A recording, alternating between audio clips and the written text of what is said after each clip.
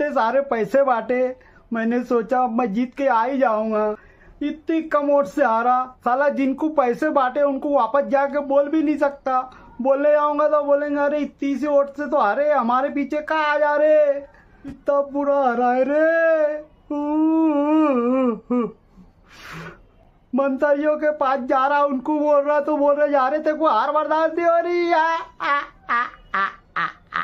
पहले को कोई पूछने वाला नहीं है। जिनको पैसे दिए वो बेचारे साथ में घूम रहे कि नहीं घूमेंगे तो पोल खुल जाएंगी कि हमने वोट नहीं दिए थे। अस्सलाम दोस्तों दोस्तों हमारे शहर में एक पागल घूम रहा है, तो मेरी गुजारिश है आप लोगों से, उस पागल से होशियार रहे। वो पागल भी है, चम्मच भी है और पता नहीं क्या क्या है। और उसके अंदर एक बहुत गंदी आदत है। जो अच्छा काम करता है उसकी बुराई करता है, और जो कोई काम का नहीं है उसकी इतनी तारीफ करेगा। अगर वो इसके हाथ में गोबर दे दे तो उसको हलवा साबित कर देगा। ये ऐसा मतलब गोबर भक्त है ये। तो कुछ दिनों से मैं देख रहा हूँ उसकी वीडियो। इससे पहले अल्ताफ भाई के खिलाफ भी वो आड़ा तेड़ा बोल रहा था, तो उसको मैंने अच्छा सबक सिखाया। अभी भी मैं कुछ दिनों से उसकी वीडियो देख रहा हूँ, कुछ भी अन्य सर बक रहा है। अरे पागल, तू कम से कम तेरी जबान तो सही ढंग से इस्तेमाल कर। तू क्या बोल रहा पहले ये तो सोच।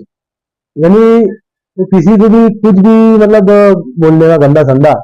अरे भाई, तू ब्लॉगर है कि गोबर है, पहले ये बता। क्योंकि तेरे मुंह में ज्यादा गोबर की बात रहती। तू ब्लॉगर है कि गोबर है? अरे पहली बात तो ये बता, ब्लॉगर क्या रहता है? ब्लॉगर क्या रहता कि वो इधर उधर की न्यूज बनाता, घूमने जा रहा, तू ऐसा काम कर रहा, तू अच्छी चीज दिखी, तू तो उड़ा छुड़ा लगा, ये ऐसा है, वो ऐसा है, ये वो है, ये ऐसा है। अबे तू कैसा व्लॉगर है? घर पे बैठ के ही वीडियो बना रहा। दूसरे जो व्लॉगर है वो बाहर निकलते, कुछ घूमने फिरने की जगह है, कोई फंक्शन हो रहा है, कोई ऐसा है, वहां की वीडियो बना के बताते। तू घर में बैठ के वीडियो बनाता, और भी कौन से कोने में बैठ के बनाते समझ में नहीं आता। तो फोन भी लगा तो फोन नहीं उठाता है, डरता भी तू, और लोगों के खिलाफ भी इतना बुरा बुरा बोलता। बेटा हिसाब में रहेगा जरा सा। तू किसी के बारे में जरा सा गलत अल्फाज का इस्तेमाल मत कर। जिस हिसाब से तू बोल रहा ना, इसके मुंह में गू है, इसके मुंह में ये है, इसके मुंह में वो है, तो ये अच्छी बात नहीं है। कम से कम तू नई सही कुछ काम कर रहा है तो कुछ गलत भी मत बोल ऐसा कि तेरे को लोग तेरे खिलाफ बोलना शुरू कर दे। हाँ, अगर तेरे को व्यूज की जरूरत है, तो अगर चाहता कि तेरे चैनल की टीआरपी बढ़े, हम लोगों के साथ आ, मेरे साथ आ, अल्ताफ भाई के साथ आ, मजदूरों के ताल्लुक से आवाज उठा। देख, हम लोगों ने आवाज उठाए, 10 पैसा मजदूरी मोहल्ला में बढ़ गई। और अभी बहुत तरह के हम लोग जो है ना, शहर के सेठों से भी मीटिंग करने वाले हैं। हो सकता है शहर में ही मजदूरी बढ़ेगी। तो कुछ अच्छा काम कर बेटा, तू अच्छी सोच रख। और जो काम कर रहा है तो उसके खिलाफ ही बोल रहा, जो काम कर रहा है उसके खिलाफ बोल रहा, और जो कोई काम का नहीं है, जो नाकारा है, तो उसकी बड़ाई करता, उसका ऐसा गुण गाता, ऐसा लगता है कि यार ये आदमी ने मालेगांव को सिंगापुर बना दिया। 3 दिन चुन के आने के बाद वो शहर में कोई ढंग का काम नहीं है।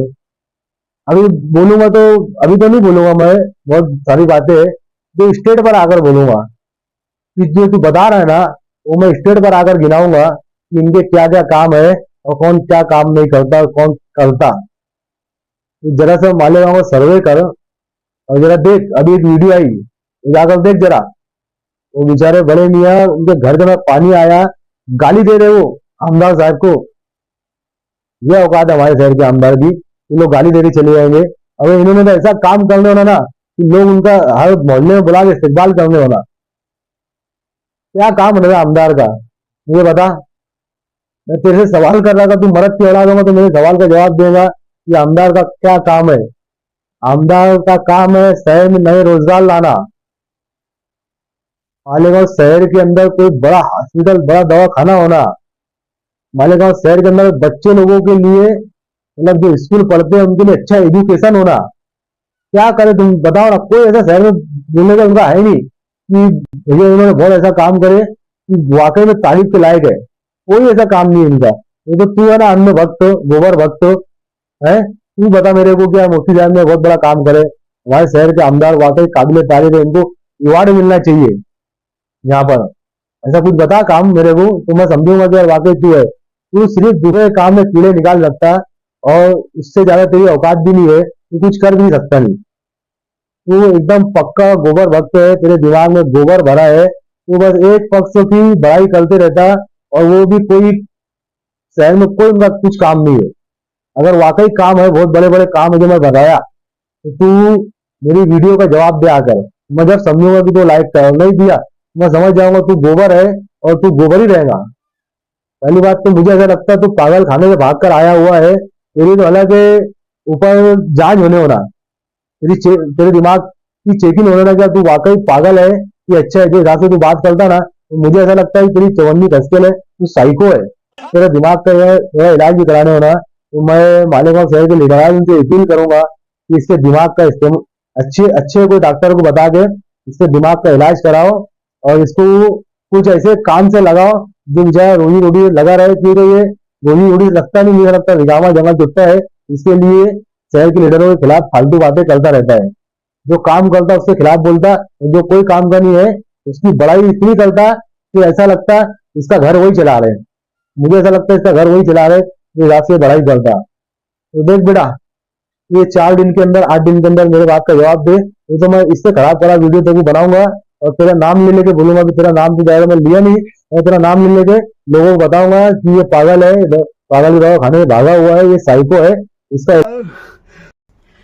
अस्सलाम वालेकुम दोस्तों, इलेक्शन अभी आया नहीं है और इलेक्शन आने से पहले ही जितने भी सियासी मेंढक हैं सब टर टर करके आना शुरू हो गए हैं, अपना टराना उन्होंने शुरू। इस तरह की सियासत नहीं होनी चाहिए, काम की सियासत होनी चाहिए। मालेगांव शहर में ये क्या हो रहा है और उसके बाद फिर वो खुद भी वही करना शुरू कर देता है, यानी दूसरों की गलतियां निकालना कि इसने ऐसा नहीं किया, उसने वैसा नहीं किया।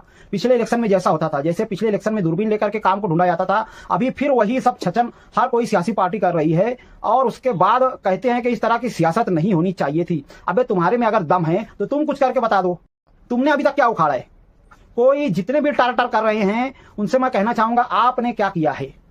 कितनी ऐसी स्कूलें बना दी जिसमें पहली से लेकर 12वीं तक बच्चे फ्री में पढ़ रहे हैं? कितने ऐसे कॉलेज और यूनिवर्सिटी बना दी? कितने ऐसे बड़े बड़े हॉस्पिटल आपने बना दिए कि जिसमें फ्री में हर एक का हर बीमारी का इलाज होता हो? ऐसा तो कोई काम तुमने भी नहीं किया है। कितने ऐसे बड़ी बड़ी इंडस्ट्रीज वगैरह आपने ला दी है जिसकी वजह से मालेगांव शहर के मजदूरों का भला हो रहा हो और वो जो है 1000 रुपया रोज से कमाने लगे हो या 60-70 हजार महीने का कमाने।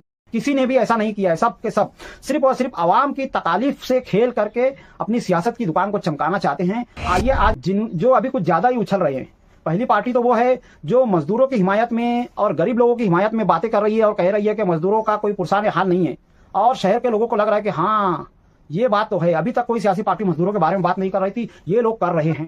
और एक पार्टी ऐसी है कि जो बाकायदा इस्लाम पार्टी और इमाम पार्टी के ऊपर इल्जाम तराशियां कर रही है कि ये दोनों के दोनों फिरका परस्त ताकतों से मिली हुई है, उनके साथ साठ गांठ करके जो है हमेशा से सियासत करती आई है, जिसकी वजह से लोगों को ये लग रहा होगा कि अरे इतने तो सच बोल दिया, इसके अंदर दम है। ये कुछ ना कुछ इस पार्टी को लेते हैं जो कि मजदूरों के ताल्लुक से कह रही है और गरीबों के ताल्लुक से आवाज उठा रही है कि उनका कोई पुरसान हाल नहीं है, काम की सियासत नहीं हो रही है। मैं उनसे पूछना चाहूंगा कि उन सबों को रहने दो जिस पर आप उंगली उठा रहे हो। आपने क्या उखाड़ा है ये बताओ। आप लोगों की गलतियां मैं बताता हूं। सबसे पहली बड़ी गलती तो यह है कि आप अगर मजदूरों के ताल्लुक से आवाज उठाते हो तो मजदूरी बढ़ाने के ताल्लुक से सबसे पहले आपको बात करना चाहिए शहर के सेठ हजरात से और उसके बाद मजदूरी बढ़ाने की कोशिशें करना चाहिए। फिर नहीं होता है तो इसके ताल्लुक से आपको मजदूरों को इकट्ठा करके काम करना चाहिए। आप ये सब नहीं कर रहे हैं। दूसरा रास्ता ये होता कि आप यूनियन से मजदूरों को जोड़ते और यूनियन के थ्रू गवर्नमेंट पर दबाव डालते कि मजदूरों का कोई पुरसान हाल नहीं है, उनके लिए जो स्कीम्स ऑलरेडी लागू है कम से कम वो स्कीम्स तो मालेगांव में आए। आप वो भी नहीं कर रहे हैं। तीसरा ये होता कि आप शहर में पावर लूम का मुतबादिल कोई इंडस्ट्री वगैरह लाते, अंबानी से बात करते, अडानी से बात करते या किसी से बात करके मालेगांव शहर में कोई ऐसी बड़ी इंडस्ट्री लाते कि जिससे मालेगांव शहर का मजदूर 50-60 हजार महीने का कमा सकता और जिसकी वजह से वो पावर लूम से हट जाता। अगर आप ऐसा कुछ कर लेते और उसके बाद आप ये कहते कि देखो हमने ये किया है, बाकी लोग क्या उखाड़ रहे हैं, तो आपकी बातों में दम हो। पर आप सब वही छछन कर रहे हैं और आपके पीठ पीछे कौन कौन सी पार्टियां हैं पब्लिक को अच्छी तरह से पता है। दूसरी जो पार्टियां है जो ये कह रही है कि एमआईएम और इस्लाम पार्टी शुरू से जो है फिरका परस्तों के साथ मिली हुई है, उनकी बातों में पूरी झूठ है, सच्चाई बिल्कुल भी नहीं है। क्योंकि अगर ये सब बातें सच होती तो अभी यहां पर मालेगांव शहर में बीजेपी का दबदबा होता। और उसके बाद जो 17 बातें कर रही हैं मैं उनसे ये कहना चाहूँगा कि आपने अब तक मालेगांव शहर के लिए क्या किया है वो बताएं। आपने कितने ऐसे हॉस्पिटल्स बना दिए जिसमें हर बीमारी का फ्री में इलाज होता हो? आपने कितनी ऐसी स्कूल्स बना दी जिसमें पहली से लेकर के 12वीं तक फ्री में पढ़ाई होती हो? आपने कितने ऐसे तरक्याती मंसूबे मालेगांव शहर में ला दिए? जरा कोई एक भी बता दो। जब कुछ नहीं किया है तो दूसरों पर उंगली उठाने की आपको बिल्कुल भी हक नहीं बनता है। उसके बाद हमारे आते हैं कुछ नए नए छछन करने वाले लोग जो कि ये कहते हैं कि मैंने ये किया है, मैंने वो किया है, हमको टिकट दिलवा दो। तो मैं उनसे कहना चाहूंगा, अगर आपने ये सब किया है तो आपको मीडिया को बुलाकर ये सब बोलने की जरूरत नहीं रहती। आपका अगर दबदबा रहता तो आपको पब्लिक को बोलने की जरूरत नहीं रहती, आपको खड़े होकर के ये सब बताने की जरूरत नहीं रहती। जैसे एक शेर होता है, उसको कभी ये बताने की जरूरत नहीं रहती कि मैं शेर हूं, उसका जंगल में रहना ही काफी होता है उसकी बादशाहत के लिए। खामखा के छछन किए जा रहे हैं मालेगांव शहर में। मैं समझता हूं असेंबली के इलेक्शन के बाद से जितने छछन शुरू हुए हैं, एक के बाद एक, वीडियो को छोड़कर मत जाना क्योंकि काफी अहम बात बोलने वाला हूं। जितने भी छछन हो रहे हैं असेंबली इलेक्शन के बाद से, एक के बाद एक जो भी छछन होते जा रहे हैं, क्यों होते जा रहे हैं, सबको इस बात का पता चलना चाहिए। जितने भी छछन होते जा रहे हैं सब के सब सिर्फ और सिर्फ इसलिए किए जा रहे हैं कि मालेगांव शहर के मुसलमानों की इकाई को तोड़ा जा सके।